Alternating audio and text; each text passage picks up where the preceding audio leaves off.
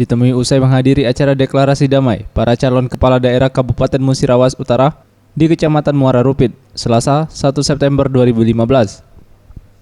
Ketua KPUD Muratara, Aspahani mengaku, saat ini pihaknya tengah sibuk melakukan pendataan daftar pemilih, di mana KPUD Muratara telah menerima data penduduk dari Dinas Catatan Sipil dan Kependudukan Kabupaten Muratara, di mana dari data ini akan menjadi acuan dan dasar verifikasi pemilih sebelum melakukan penetapan daftar pemilih sementara atau DPS. Aspahani menjelaskan, berdasarkan jadwal tahapan pilkada, pendataan DPS akan rampung pada 1 September 2015. Dan direncanakan, dari hasil DPS tersebut, barulah pihak KPUD Muratara akan menetapkan hasil akhir, yakni daftar pemilih tetap atau DPT pada 1 Oktober 2015. Yang nantinya akan memberikan hak suaranya untuk memilih pemimpin kabupaten termuda di Sumsel.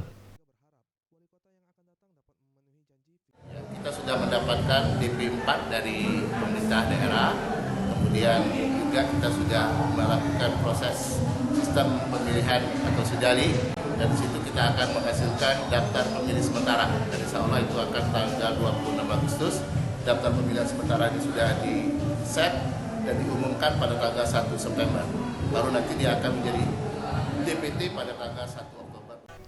Sementara itu, disinggung pelaksanaan tahapan kampanye para kandidat, Aspahani mengungkapkan, pelaksanaan kampanye berlangsung selama 4 bulan, yakni dimulai 27 Agustus dan akan berakhir pada 5 Desember 2015 mendatang.